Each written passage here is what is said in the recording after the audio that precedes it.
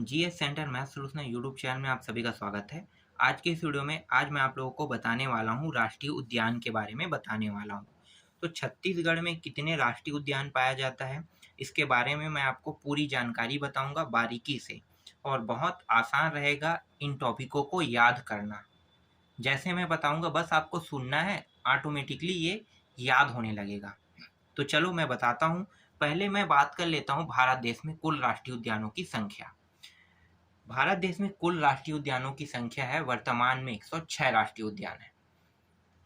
केंद्र शासित प्रदेश और जो राज्य है ना, दोनों को मिलाकर कुल राष्ट्रीय उद्यान की संख्या 106 है।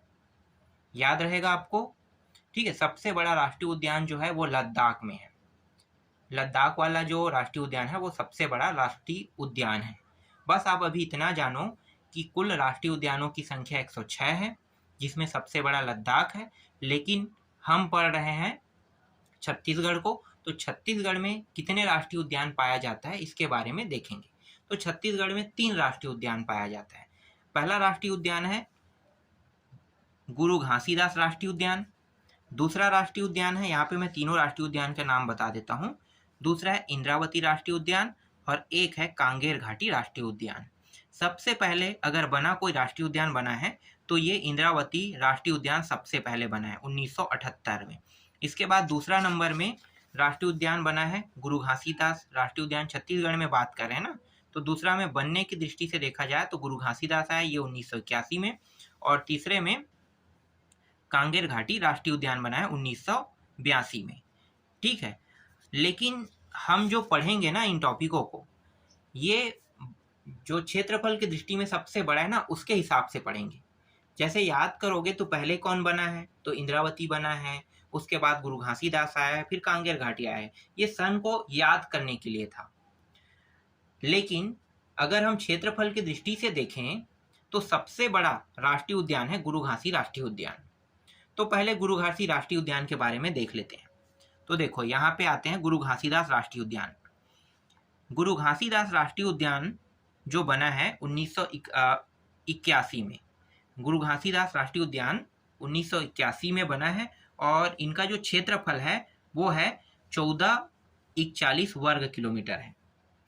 ये प्रश्न कई बार पूछा जा चुका है कि गुरु घासीदास राष्ट्रीय उद्यान का क्षेत्रफल कितना है। आपको याद रखना है कितना है। ये दोनों आ चुका है ना, सन भी आ चुका है और ये भी आ चुका है, और एक एग्जाम में नहीं, ये व्यापम के कई एग्जाम में आ चुका है। तो याद रखना कि व्यापम के लिए बहुत महत्वपूर्ण है। तो याद रख सकते हो, सन 1981 में गुरु घासीदास राष्ट्रीय उद्यान को बनाया गया और इसका जो क्षेत्रफल है ये है 1441 वर्ग किलोमीटर है। ठीक है, 1441, या फिर आप ऐसे पढ़ सकते हो 1441। जैसा भी याद करना चाहो कर लो, आपके लिए आसान होना चाहिए याद करने के लिए। तो आप 1441 इस तरह से भी याद कर सकते हो। 1441 वर्ग किलोमीटर मतलब 1441 वर्ग किलोमीटर, इस तरह से, या 1441 इस तरह से याद कर सकते हो। गुरु घासीदास राष्ट्रीय उद्यान का पुराना जो नाम है, पुराना नाम था पहले मतलब इनका नाम था संजय गांधी राष्ट्रीय उद्यान था। अब मैं इसकी थोड़ा सा स्टोरी आपको बताना चाहूँगा। जब छत्तीसगढ़ मध्य प्रदेश का हिस्सा था उस समय ये जो गुरु घासीदास राष्ट्रीय उद्यान था ना, ये संजय गांधी राष्ट्रीय उद्यान के नाम से जाना जाता था। पुराना नाम है, मतलब एमपी में भी है ये राष्ट्रीय उद्यान कुछ हिस्सा, और कुछ हिस्सा छत्तीसगढ़ के जो कोरिया वाला जिला है इस यहाँ भी ये इसका कुछ हिस्सा है। जब छत्तीसगढ़ अलग हुआ तो ये 2 हिस्सों में बढ़ गया। तो संजय गांधी वाला राष्ट्रीय उद्यान जो है वो मध्य प्रदेश में छूट गया। अब जैसे ही यहाँ से वो अलग होता है तो अलग होने पर छत्तीसगढ़ में इसका दूसरा नाम रख दिया। ठीक है, संजय गांधी के नाम को चेंज करके क्या कर दिया, क्योंकि अलग हो गया, अलग होने पर ये दूसरा राष्ट्रीय उद्यान बन जाएगा।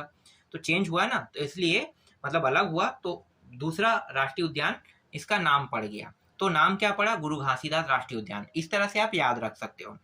तो संजय गांधी राष्ट्रीय उद्यान जो था पहले था, लेकिन वर्तमान में इसे गुरु घासीदास राष्ट्रीय उद्यान के नाम से जाना जाता है। समझ में आ गया। जिला अगर पूछेगा तो ये कोरिया जिला में, कुछ हिस्सा सूरजपुर जिले में है, मुख्य रूप से कोरिया जिले में है अधिकतर। ठीक है, तो आप इसे बता सकते हो कि मुख्य रूप से ये राष्ट्रीय उद्यान जो है वो कोरिया जिले में है। अब क्षेत्रफल की दृष्टि से अगर देखा जाए तो ये सबसे बड़ा राष्ट्रीय उद्यान है छत्तीसगढ़ का। छत्तीसगढ़ में 3 राष्ट्रीय उद्यान है, जिनमें से सबसे बड़ा राष्ट्रीय उद्यान कौन सा है? गुरु घासीदास राष्ट्रीय उद्यान सबसे बड़ा राष्ट्रीय उद्यान है। याद रहेगा? ठीक है, चलो आगे देखते हैं इसमें प्रमुख क्या है। तो प्रमुख देखो, नीलगाय पाया जाता है, यहाँ पे बाघ पाया जाता है, तेंदुआ और सांभर। नीलगाय पाया जाता है, बाघ पाया जाता है, तेंदुआ और सांभर पाया जाता है। लेकिन सर्वाधिक अगर कोई जीव यहाँ पे पाया जाता है पूछा जाएगा तो आपको लेना है बाघ। सबसे ज्यादा गुरु घासीदास राष्ट्रीय उद्यान में बाघ पाया जाता है। याद रहेगा? ठीक है, बस इतना ही इसके बारे में जानकारी है और कुछ नहीं, और इससे अधिक इस टॉपिक से प्रश्न बनेगा भी नहीं। अब आगे देखते हैं दूसरा राष्ट्रीय उद्यान। दूसरा राष्ट्रीय उद्यान है क्षेत्रफल की दृष्टि से इंद्रावती राष्ट्रीय उद्यान, लेकिन बनने की दृष्टि से देखा जाए तो ये पहला राष्ट्रीय उद्यान है। ये जो इंद्रावती राष्ट्रीय उद्यान है, इनका जो निर्माण किया गया था 1978 में किया था, मतलब गुरु घासीदास राष्ट्रीय उद्यान से 3 साल पहले। ठीक है, ये 1978 बहुत इंपॉर्टेंट है, क्योंकि 1978 में पहली बार कांग्रेस के अलावा दूसरा सरकार में आया था। ठीक है, जब भारत देश आजाद हुआ था ना, तो शुरू से लेकर 1978 तक के कांग्रेसों का ही राज था। उसके बाद जनता दल आया, तो 1978 में मोरारजी देसाई जो है ना वो प्रधानमंत्री बना। तो ये जो ऑप्शन है ना 1978 वाला, मतलब बहुत चीज चेंज हुआ था यहाँ पे। डायरेक्ट क्या हुआ, कांग्रेसों की सत्ता यहाँ पे हड़प ली गई।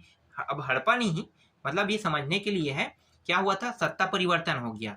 पहली बार जनता दल ने यहाँ पे सरकार बनाई, भाजपा पार्टी उस समय नहीं था, यहाँ पे जनता दल था। और जनता दल के जो सपोर्टर थे उसमें अटल जी भी थे।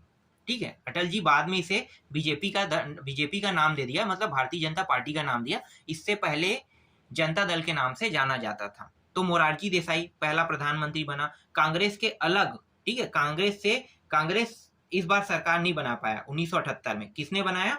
जनता दल में। इसलिए ये इंपॉर्टेंट है, तो इस तरह से आप याद कर सकते हो। इतिहास का टॉपिक है, बस थोड़ा सा मैं यहाँ पे लेकर आया हूँ, ज्यादा कुछ नहीं है, बस याद करने के लिए, सन को याद करना है। तो इंद्रावती राष्ट्रीय उद्यान 1978 में बना। इसका जो कुल क्षेत्रफल है 1258 किलोमीटर, ठीक है, वर्ग किलोमीटर है। तो 1258 वर्ग किलोमीटर याद रखना है आपको इसको। ठीक है, यहाँ से कई बार प्रश्न व्यापम में पूछा जा चुका है और पूछता भी है, तो ये दोनों बहुत इंपॉर्टेंट, इसलिए इसके लिए मैं आपको कई एग्जाम्पल थ्योरी आपको बता रहा हूँ यहाँ पे। तो 1258 वर्ग किलोमीटर इसका क्षेत्रफल है। इसमें प्रमुख रूप से क्या पाया जाता है, तो चलो देख लेते हैं प्रमुख क्या पाया जाता है। प्रमुख रूप से इसमें टाइगर पाया जाता है। छत्तीसगढ़ का एकमात्र कुटरू गेम सेंचुरी भी इसी राष्ट्रीय उद्यान में है। अगर पूछा जाए कि छत्तीसगढ़ का कुटरू गेम सेंचुरी कहाँ पाया जाता है, तो कहाँ पे बताओगे? इंद्रावती राष्ट्रीय उद्यान। अब यहाँ पे 1982 जो लिखा हुआ है ना, इसके बारे में बता देता हूँ। 1982 में ये जो इंद्रावती राष्ट्रीय उद्यान है, इसे प्रोजेक्ट टाइगर घोषित किया था। ठीक है, प्रोजेक्ट टाइगर याद रखना, प्रोजेक्ट टाइगर मतलब टाइगरों को यहाँ पे रखा जाने लगा और टाइगरों का मतलब संख्या बढ़ने लगा, तो इसे प्रोजेक्ट टाइगर घोषित कर दिया। बाद में क्या किया कि सरकार ने कहा कि हाँ भाई यहाँ पे टाइगर रख रहे हैं और टाइगर के लिए बहुत अच्छी जगह है। तो सरकार ने सोचा कि छत्तीसगढ़ सरकार अब भाई अलग तो हो चुका था, कौन सा? मध्य प्रदेश से ये अलग होके बना था। ठीक है, तो मध्य प्रदेश से अलग होके बना था, तो छत्तीसगढ़ में सरकार किसकी थी? बीजेपी की। बीजेपी मतलब डॉक्टर रमन। तो डॉक्टर रमन की जब सरकार थी, मतलब बीजेपी की सत्ता थी, उस समय इसे टाइगर रिजर्व घोषित कर दिया कि नहीं, अब यहाँ पे सिर्फ टाइगरों को रखा जाएगा, अन्य जीव जंतु को नहीं रखेंगे। प्रोजेक्ट टाइगर 1982 में ये बन चुका है, लेकिन 2009 में क्या कहा कि नहीं, यहाँ पे सिर्फ और सिर्फ हम क्या रखेंगे? टाइगर को रखेंगे। इसलिए इसे टाइगरों के लिए रिजर्व घोषित कर दिया। तो 2009 से ये टाइगर रिजर्व के नाम से जानने लगा। अब इनका नाम इंद्रावती राष्ट्रीय उद्यान कैसे बना है, कैसे पड़ा है?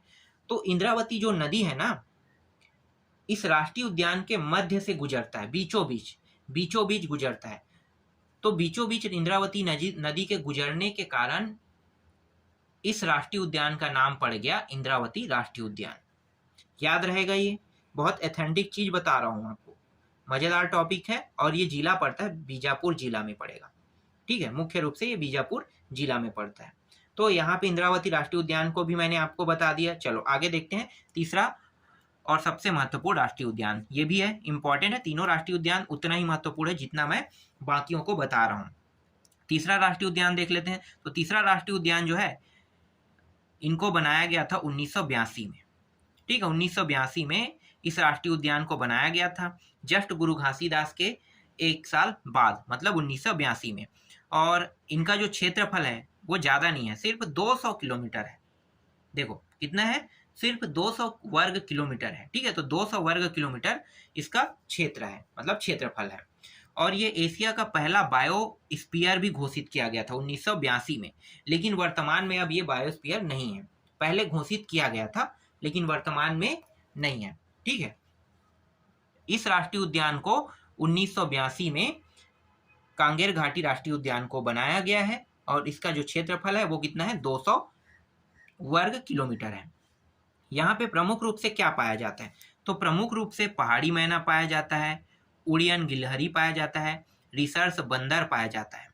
ठीक है, ये पहाड़ी मैना जो है इसके बारे में आप लोग कुछ जानते हो? नहीं जानते हो तो मैं आपको बता दूं कि ये राजकीय पक्षी है, छत्तीसगढ़ की राजकीय पक्षी। ये पहाड़ी मैना छत्तीसगढ़ की राजकीय पक्षी है। याद रहेगा क्या क्या पाया जाता है प्रमुख रूप से, तो पहाड़ी मैना, उड़ियन गिलहरी और रिसर्च बंदर।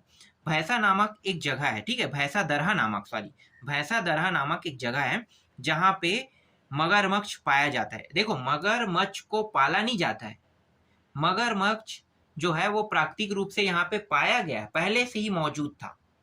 ठीक है, किस जगह पे, भैंसा दरहा नामक में। इसलिए इसे कहा जाता है कि प्राकृतिक रूप से किस जगह पे मगरमच्छ पाया जाता है कहता है, तो ये भैंसा दरहा नामक जगह आता है।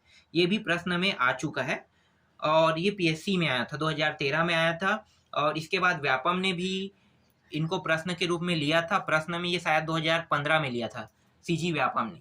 ठीक है, तो ये बहुत इंपॉर्टेंट टॉपिक है, आपको ये सारी चीज़ें याद रखना है। इसके अलावा यहाँ पे एक है कुटुमसर गुफा है। कुटुमसर गुफा के बारे में मैं आपको बता देता हूँ। कुटुमसर गुफा जो है एक मतलब जमीन के नीचे में पाया गया ये, और ये जो गुफा है यहाँ पे सूर्य के प्रकाश तो जाता नहीं है, इसलिए यहाँ पे जितने भी मछली हैं वो सब के सब अंधी है। ठीक है, मछली अंधी पैदा नहीं होता है।